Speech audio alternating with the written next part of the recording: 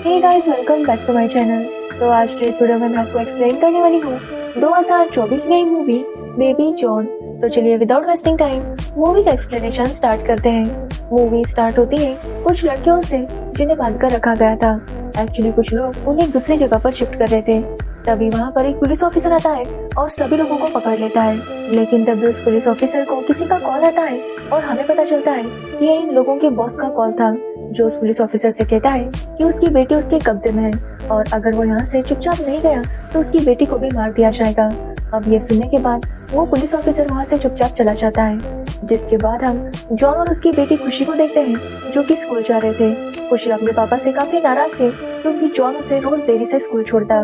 जब वो जा रहे थे तभी खुशी के ऊपर एक कार पानी उड़ाती है, जिससे खुशी गुस्सा हो जाती है और जॉन उसे लेकर उस कार का पीछा करने लगता है। जैसे वो कार के सामने आता है वो उस कार वाले से कहता है कि वो उसकी बेटी से माफी मांगे, नहीं तो उसकी बेटी रुक जाएगी। जो सुनने के बाद वो कार वालों से सॉरी कहता है और चला जाता है। तो वही खुशी अपने पापा से काफी नाराज थी क्योंकि उसके पापा बहुत ज्यादा डरपोक थे। अब जब खुशी स्कूल जाती है तो वो आज फिर से लेट हो चुकी थी, इसलिए उसकी टीचर तारा उसे डांटती है कि उसे रोज लेट नहीं आना चाहिए। अब यहाँ पर हम देखते हैं कि जॉन की एक बेकरी है और वही बेकरी संभालता था। साथ ही जॉन अपनी बेटी की हर जिद पूरी करता, जिससे पता चलता था कि वो अपनी बेटी से बहुत प्यार करता है। अब एक दिन जॉन देखता है कि खुशी के चेहरे पर चोट लगी थी और पूछने पर वो बताती है कि एक रॉनी नाम के लड़के ने उसे थप्पड़ मारा। वो उसे चिढ़ा रहा था, जिसके बाद उसने उसे थप्पड़ मारा। जो सुनकर जॉन उससे पूछता है क्या खुशी ने रॉनी को कुछ किया, जिस पर खुशी का कहना था कि वही तो हमेशा सिखाता है किसी के साथ लड़ाई नहीं करनी चाहिए, इसलिए उसने रॉनी से कुछ भी नहीं कहा। लेकिन जॉन कहता है कि अगर वो ऐसे ही सहती रही तो रॉनी उसको और ज्यादा परेशान करेगा, इसलिए कभी कभार उसके तरीके से सबक सिखाना पड़ता है। अब ये सुनने के बाद खुशी रॉनी को बुरी तरह से पीट देती है, जिसके बाद तारा जॉन को चर्च के पास मिलने के लिए बुलाती है और उसे डांटती है कि उसे अपनी बेटी को वायलेंस नहीं सिखाना चाहिए। जिस पर जॉन का कहना था कि रॉनी ने पहले खुशी को मारा था। तभी वो लोग देखते हैं कि उनकी कार को वही गुंडे ठोक देते हैं जिन्होंने पहले लड़कियों को किडनैप किया था। खुशी जब देखती है कि उनकी कार का एक्सीडेंट हुआ था तो वो उन गुंडों को बातें सुनाने लगती है, लेकिन जॉन उसे शांत करवाता है और उसे घर लेकर जाने लगता है। लेकिन मीरा उसे रिक्वेस्ट करती है कि वो जाते हुए उसे भी छोड़ दे। जिसके बाद मीरा जॉन को पुलिस स्टेशन के पास छोड़ने के लिए कहती है और पुलिस स्टेशन देखकर जॉन काफी ज्यादा डर गया था। तभी हमें पता चलता है कि वो गुंडे एक लड़की का पीछा कर रहे थे। एक्चुअली किडनैप की हुई लड़कियों में से एक लड़की भाग निकली थी और वो गुंडे उसे ही ढूंढ रहे थे, लेकिन वो लड़की जॉन की गाड़ी में आकर छुप गई थी और उसे छुपते हुए तारा ने देख लिया था, इसलिए वो उस लड़की को लेकर पुलिस स्टेशन आई थी ताकि वो कंप्लेंट कर सके। अब तारा उस लड़की को लेकर पुलिस स्टेशन में जाने लगती है और उसे देखकर खुशी भी उसके पीछे पीछे पुलिस स्टेशन चली जाती है। जब जॉन ये देखता है तो वो काफी डर जाता है और डरते हुए पुलिस स्टेशन चला जाता है। जिसके बाद वो तारा को डांटता है कि उसे खुशी को अंदर नहीं लाना चाहिए था, लेकिन तारा को पता ही नहीं था कि खुशी कब उसके साथ पीछे पीछे अंदर आ गई। तभी वहाँ पर वो पुलिस ऑफिसर आता है जिसकी बेटी को किडनैप किया गया था। वो पुलिस ऑफिसर जॉन से कहता है कि शायद उसने उसे पहले कभी देखा है, जिस पर जॉन कहता है कि वो बचपन से यहीं पर रहा है और कभी भी कहीं बाहर नहीं गया। वो यहाँ पर एक छोटी सी बेकरी चलाता है। ये बोलकर जॉन वहाँ से जाने लगता है।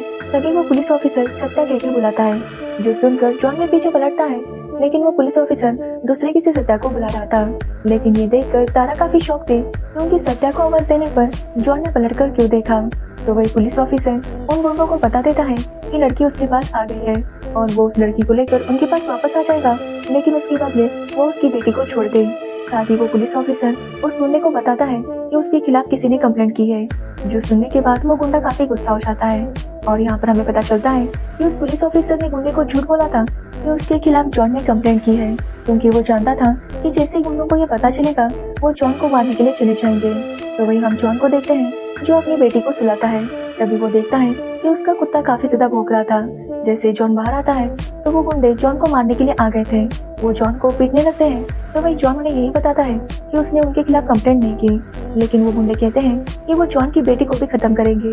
अब ये बात सुनते ही जॉन उठ जाता है और एक एक करके सबको पीटने लगता है। तो वही हम तारा को देखते हैं जो जॉन की फोटो स्कैन करके उसके बारे में इंफॉर्मेशन निकालने की कोशिश करती है और तब उसे पता चलता है कि जॉन का असली नाम है सत्या और वो एक आईपीएस ऑफिसर था। जिसके बाद हम जॉन को देखते हैं जो पूरी तरह से सभी लोगों को पीट देता है। तभी वहाँ पर तारा भी आती है, जिसके बाद कहानी 6 साल पीछे चली जाती है, जहाँ पर हम देहरादून के गवर्नमेंट स्कूल को देखते हैं, जिसके क्लासरूम में कुछ गुंडों ने कब्जा किया था। जब बच्चे उस क्लासरूम में जाते हैं तो वो गुंडे बच्चों को पीट कर बाहर निकालते हैं जिसके बाद वहाँ पर पुलिस ऑफिसर आता है और वो भी उन गुंडों को बाहर निकालने की कोशिश करता है, लेकिन वो गुंडे उसे भी पीट देते हैं। जिसके बाद वहाँ पर आईपीएस ऑफिसर सत्या को बुलाया जाता है। सत्या जब वहाँ पर आता है तो गुंडों को एक एक करके छड़ी से मारकर अच्छे से सबक सिखा देता है। जिसके बाद वो सारे गुंडे वहाँ से निकल जाते हैं और यहाँ पर हमें पता चलता है कि सत्या एक बहुत ही ईमानदार पुलिस ऑफिसर है। आज तक उसने बहुत सारे बड़े बड़े काम किए थे, जिसकी वजह से बहुत से लोग सत्या के फैन थे। तो वही सत्या अपनी माँ के साथ रहता है और उसकी माँ चाहती है कि सत्या की जल्दी से शादी हो जाए, इसलिए वो सत्या को लड़की दिखाने लेकर जाती है। लेकिन वो लड़की सत्या को बताती है कि सत्या है तो बहुत अच्छा, लेकिन उसका पहले से बॉयफ्रेंड है, इसलिए वो सत्या के साथ शादी नहीं कर सकती। तो अब सत्या जब अपनी माँ के साथ लौट रहा था तभी एक बच्चा उसके पास कुछ बेचने के लिए आता है। वो बच्चा काफी भूखा था और वो सत्या से पैसे मांगने लगता है, लेकिन सत्या उससे कहता है कि वो उसे स्कूल भेजेगा। तभी वहाँ पर एक छोटी लड़की आती है और वो उस बच्चे को समझाती है कि वो चुपचाप पैसे ले ले और यहाँ से निकले, नहीं तो अगर उसको पता चला तो वो उन्हें बहुत पीटेगा। तभी वहाँ पर एक आदमी आता है और उस बच्चे को पीटने लगता है और उसे वहाँ से भगा देता है। जिसके बाद वो सत्या से कहता है कि वो उन बच्चों को स्कूल ना भेजे, बल्कि अपने काम से काम रखे और यहाँ से निकल जाए। जिसके बाद सत्या अपनी माँ को एक सेफ जगह छोड़ देता है और आकर उस आदमी को और उसकी पूरी टीम को बहुत ही बुरी तरह से पीट देता है। जिसके बाद उन्हें लेकर हॉस्पिटल आता है। जब वहाँ की डॉक्टर उन्हें इतना पीटा हुआ देखती है तो वो काफी गुस्सा हो जाती है और सत्या को बातें सुनाती है कि उसे इस तरह से वायलेंस नहीं करना चाहिए, वो इन आदमियों को ऐसे कैसे पीट सकता है। तो सत्या डॉक्टर मीरा को बताता है कि ये आदमी उन बच्चों के साथ इतना बुरा बिहेव कर रहे थे। अब ये सब सुनने के बाद मीरा को काफी बुरा लगता है और वो सत्या से माफी मांगती है। जिसके बाद मीरा सत्या से पूछती है कि क्या वो शादीशुदा है या कोई उसकी गर्लफ्रेंड है, लेकिन सत्या कहता है कि ऐसा कुछ भी नहीं है। जो सुनने के बाद मीरा मुस्कुराती है और उसे शाम को 8 बजे मिलने के लिए बुलाती है। तो वही सत्या को भी मीरा पसंद आ गई थी, इसलिए वो उससे मिलने चला जाता है और दोनों में कई सारी बातें होती है। दोनों एक दूसरे को पसंद करने लगे थे, इसलिए सत्या मीरा को अपनी माँ से मिलवाता है। सत्या को काफी डर था कि सत्या की माँ उसे पसंद करेगी या नहीं, लेकिन सत्या की माँ भी मीरा को पसंद करती है। जिसके बाद हम नाना नाम के गुंडे को देखते हैं जो गरीब लड़कियों को किडनैप करके उन्हें दूसरी जगह सप्लाई करने का काम करता था। नाना इतना पावरफुल था कि पुलिस वाले यहाँ तक कि पॉलिटिशियंस भी उससे डरते थे। नाना का एक बेटा है जो नाना से कहता है कि उसे मिनिस्टर बनना है, क्योंकि एक टोल वाले ने नाना के बेटे से टोल के पैसे मांगे थे, इसलिए उसका बेटा गुस्सा हो गया था और वो अपने पापा से कहता है कि उसे भी मिनिस्टर बनना है, क्योंकि मिनिस्टर से कोई पैसे नहीं मांगता। अब ये सुनने पर नाना उसे वादा करता है कि वो फाइनेंस मिनिस्टर बनेगा। जिसके बाद वो उसकी तैयारियों में लग जाता है। तो वही कुछ दिन बीत जाते हैं और हम सत्या को देखते हैं जो पुलिस स्टेशन पर बैठा था। वो उन्हें अंदर बुलाता है तो सत्या को पता चलता है कि उनकी बेटी 3 दिनों से लापता है। उन्होंने नजदीक के पुलिस थाने में कंप्लेंट भी लिखाई थी और 10,000 रुपए भी दिए थे, लेकिन अभी तक उनकी बेटी नहीं मिली थी। और आज वो पुलिस ऑफिसर कह रहा था कि शायद उनकी बेटी किसी के साथ भाग गई होगी। अब ये बात सुनने पर सत्या उस औरत से कहता है कि वो चिंता ना करे, वो उनकी बेटी को ढूंढ लेगा। जिसके बाद सत्या उस लड़की के स्कूल में जाता है और वहाँ की सीसीटीवी फुटेज चेक करने पर उसे पता चलता है कि वो लड़की स्कूल से घर आने के लिए निकली थी। जिसके बाद वो उसके स्टॉप पर आता है तो वहाँ पर एक चाय वाला था। वो चाय वाले से उस लड़की के बारे में पूछता है तो वो बताता है कि वो लड़की रोज इसी स्टॉप पर उतरती थी और वो वहाँ के एक डॉग को बिस्किट खिलाती थी, लेकिन वो लड़की 3 दिन से नहीं आई, इसलिए वो डॉग भी काफी मायूस था और उसका इंतजार कर रहा था। तभी सत्या देखता है कि वो डॉग एक काली गाड़ी जो वहाँ से गुजर रही थी उसके ऊपर काफी भौंकने लगता है। ये देखकर सत्या को डाउट आता है कि शायद ये डॉग उससे कुछ कहना चाहता है, इसलिए वो डॉग को अपने कार में लेता है और आगे की सीसीटीवी चेक करते हुए आगे बढ़ने लगता है। तब उसे पता चलता है कि आगे एक घना जंगल था और वो लड़की शायद वहीं पर हो सकती थी। इसलिए सत्या वहाँ जाकर उस डॉग को छोड़ देता है तो वो डॉग उस लड़की को ढूंढ लेता है। एक्चुअली उस लड़की के साथ नाना के बेटे ने बहुत ही गलत काम किया था, जिसकी वजह से उस लड़की की हालत काफी खराब थी। जब वो वहाँ पर सत्या को देखती है तो वो किसी तरह से सत्या को आवाज लगाती है, लेकिन इससे पहले कि सत्या उसे बचाने आ पाता उन्होंने वहाँ पर आग लगा दी थी, जिसकी वजह से उस लड़की की मौत हो जाती है। जब सत्या ये देखता है तो उसे काफी बुरा लगता है, क्योंकि उस लड़की ने एक बार सत्या से उसका ऑटोग्राफ लिया था। उसे भरोसा था कि चाहे जो भी हो सत्या उन्हें हमेशा प्रोटेक्ट करेगा। ये देखकर सत्या को बहुत ज्यादा बुरा लगता है। जिसके बाद उस लड़की का अंतिम संस्कार होता है। जिसके बाद सत्या नाना के बेटे को अरेस्ट करने चला जाता है, लेकिन नाना कहता है कि उसका बेटा 3 दिन से गायब है, शायद वो कहीं पर पार्टी कर रहा होगा। इसलिए वो सत्या से कहता है कि वो भी उसके बेटे को ढूंढे। साथ ही सत्या को पता चलता है कि नाना के बेटा इलेक्शन जीत चुका था और अब वो फाइनेंस मिनिस्टर बन गया था। नाना सत्या से कहता है कि जब उसका बेटा मिले तो उसे अरेस्ट ना करे बल्कि सैल्यूट करे। अब ये बात सुनने पर सत्या चुपचाप वहाँ से चला जाता है। अब रास्ते में सत्या एक जगह रुकता है और राम से उनसे पूछता है कि उन्हें आगे क्या करना चाहिए, क्योंकि उनके पास काफी सबूत थे जिससे ये साबित हो सकता था कि नाना के बेटे ने ही ये सारा क्राइम किया है। लेकिन राम सेवक कहता है कि उनके पास चाहे कुछ भी हो, नाना का बेटा आसानी से जेल से छूट जाएगा। रोज पता नहीं ऐसे कितने सारे केसेस आती है, लेकिन उसके ऊपर कोई भी रिजल्ट नहीं आता। राम सेवक कहता है उल्टा उन जैसे पुलिस ऑफिसर की ट्रांसफर होती है ताकि वो ईमानदारी से अपना काम ना कर सके। जिस पर सत्या उसे पूछता है कि अगर राम सेवक पुलिस ऑफिसर नहीं होता, एक कॉमन मैन होता और उसके हाथ में वो लड़का आता तो वो क्या करता। जिस पर राम सेवक कहता है कि वो उसे उतना ही टॉर्चर करता, जिसके बाद उसे जला देता। जिसके बाद सत्या अपने सिगरेट गिरा देता है और राम सेवक उसे उठाकर फेंकता है। और जैसे ही वो सिगरेट फेंकता है वहाँ पर बहुत बड़ी सी आग लग जाती है। और यहाँ पर हमें पता चलता है कि सत्या ने नाना के बेटे को पहले ही पकड़ लिया था। उसने उन्हें उतना ही टॉर्चर किया था जितना उन्होंने उस लड़की को किया था। जिसके बाद सत्या ने उन्हें अंदर इस तरह से रखा था ताकि वो उन्हें आग लगा सके। अब वहाँ पर आग लग जाती है और नाना के बेटे की मौत हो जाती है। जैसे ये बात नाना को पता चलती है वो बहुत ज्यादा गुस्सा हो जाता है कि किसकी इतनी हिम्मत हो गई जो उसके बेटे को मार सके। तब सत्या उसे बताता है कि शायद उस लड़की के भाई ने मारा होगा और उस भाई का नाम है सत्या वर्मा। जो सुनने के बाद नाना काफी शॉक था और वो समझ गया था कि सत्या ने उसके बेटे को कितनी बुरी तरह से मारा है। इसलिए वो डिसाइड करता है कि वो सत्या से बदला लेकर रहेगा। जिसके बाद हम मीरा को देखते हैं जो सत्या को बताती है कि आज सत्या को उसके पापा से मिलना होगा। एक्चुअली मीरा के पापा को पुलिस वाले बिल्कुल भी पसंद नहीं थे, क्योंकि उन्हें लगता था कि पुलिस वालों की लाइफ काफी रिस्की है। जिसके बाद सत्या मीरा के पापा से मिलने चाहता है, लेकिन उसके पापा उनकी शादी से इनकार कर देते हैं, क्योंकि उनका कहना था कि सत्या की लाइफ काफी रिस्की है और वो अपनी बेटी को इस तरह से रोते हुए नहीं छोड़ सकते। लेकिन सत्या उनसे कहता है कि वो उनकी बेटी से बहुत प्यार करता है, इसलिए वो हर हाल में उसका ख्याल रखेगा। साथ ही सत्या कहता है कि वो तो एकदम गांधीवादी पुलिस ऑफिसर है, कभी भी वायलेंस नहीं करता।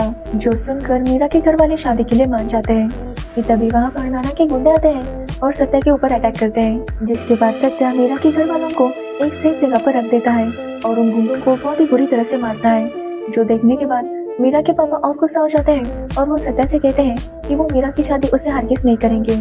अब यह सुनने पर सत्या उन्हें समझाने की कोशिश करता है, लेकिन वो उसकी बात नहीं सुनते। जिसके बाद सत्या नाना के पास जाता है और उसे अरेस्ट करता है, क्योंकि नाना ने उसके ऊपर हमला किया था। वो नाना को सबके सामने घसीटते हुए पुलिस स्टेशन लाता है और उसे लॉकअप में बंद कर देता है। जिसके बाद सत्या मीरा के पास जाता है और उसे फिर से कन्विंस करने की कोशिश करता है, लेकिन मीरा उससे कहती है कि वो पुलिस की जॉब छोड़ देगा तो वो दोनों शादी करेंगे। लेकिन सत्या इसके लिए नहीं मानता। तो वही मीरा भी जानती थी कि सत्या ऐसा नहीं करेगा और वो उसी सत्या से प्यार करती थी, इसलिए मीरा शादी के लिए हाँ कर देती है। जिसके बाद उनकी शादी हो जाती है। हालांकि मीरा के घर वाले खुश नहीं थे, लेकिन सत्या की बातों से वो इम्प्रेस हो जाते हैं और फिर से मान जाते हैं। अब शादी के बाद वो दोनों काफी ज्यादा खुश थे। कुछ टाइम बीत जाता है और उन्हें एक बेटी होती है जिसका नाम वो खुशी रखते हैं। अब ऐसे ही 3 साल बीत जाते हैं और एक दिन सत्या और मीरा जब बात कर रहे थे तभी मीरा को कोई शूट करता है, जो देखकर सत्या काफी शॉक था। तभी वहाँ पर नाना अपने आदमियों के साथ आता है और सत्या को भी शूट कर देता है। वो सत्या से कहता है कि जैसे उसने उसके बेटे को मारा, अब वो सत्या के पूरे खानदान को खत्म कर देगा। तभी नाना को पता चलता है कि सत्या की एक बेटी भी है, जो कि ऊपर अपनी दादी के साथ थी। नाना ऊपर जाता है और दादी को भी मार देता है। जिसके बाद वो पूरे घर में पेट्रोल छिड़कता है और माइक्रोवेव ऑन करके चला जाता है। तो वही हम मीरा को देखते हैं जो अभी जिंदा थी। वो उठती है और अपनी बेटी को नीचे लेकर आती है। जिसके बाद वो सत्या को होश में लाने की कोशिश करती है और उसे कहती है कि वो जल्दी से खुशी को हॉस्पिटल लेकर जाए।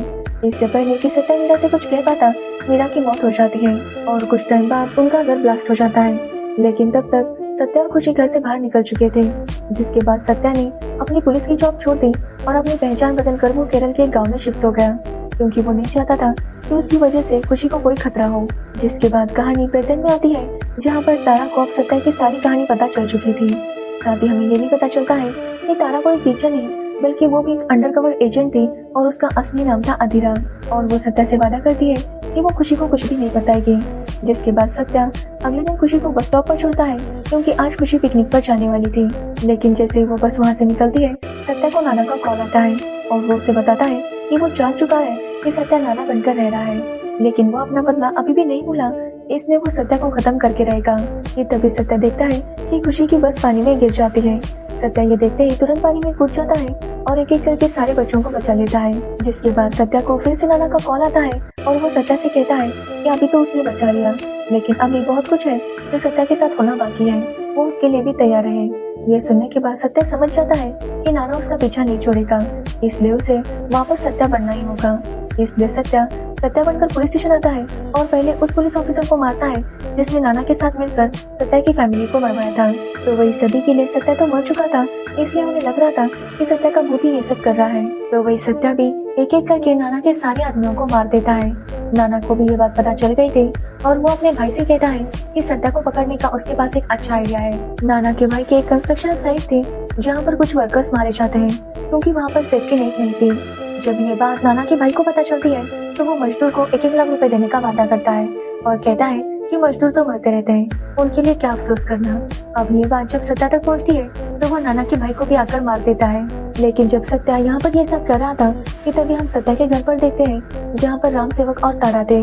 तारा को पता चलता है कि आज भी कुछ लड़कियों को स्मगल करने वाले हैं, इसलिए वो उन्हें पकड़ने के लिए चली जाती है जहाँ पर तारा को ट्रैप किया जाता है। साथ ही सत्या के घर पर उसी वक्त हमला होता है और राम सेवक उन लोगों को रोकने की बहुत कोशिश करता है, लेकिन वो लोग राम सेवक को मार देते हैं और खुशी को वहाँ से लेकर जाते हैं। खुशी और तारा को भी उसी कंटेनर में रखा जाता है जहाँ पर वो बाकी सारी लड़कियाँ थी और वो लोग उन्हें दूसरी कंट्री भेजने वाले थे।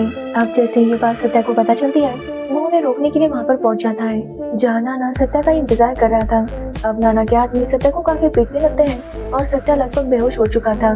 तभी उसे मीरा की आवाज आती है कि सत्या को खुशी को बचाना होगा। तो वही हम खुशी को देखते हैं जो बाकी लड़कियों के साथ थी और वो सबसे कहती है कि उन्हें हिम्मत नहीं हारनी चाहिए। इसलिए खुशी उस कंटेनर को धक्का देने लगती है ताकि सत्या को पता चले कि वो कौन से कंटेनर में है। अब खुशी को ये करता हुआ देखकर बाकी लड़कियां भी उसके साथ आती है और सत्या को पता चल जाता है कि वो सभी लोग कौन से कंटेनर में है। इसलिए वो नाना के सारे आदमियों को मार देता है और कंटेनर से सबको छुड़ाता है। बाहर आने के बाद खुशी सत्या से कहती है कि वो नाना को माफ करे, भले ही नाना ने बहुत गलत काम किया है लेकिन वो उसे छोड़ दे। जिसके बाद नाना ये सुनकर स्माइल करने लगता है और सत्या से कहता है कि अगर उसने उसे नहीं मारा तो वो फिर से सत्या के पीछे आएगा और उसे खत्म कर देगा।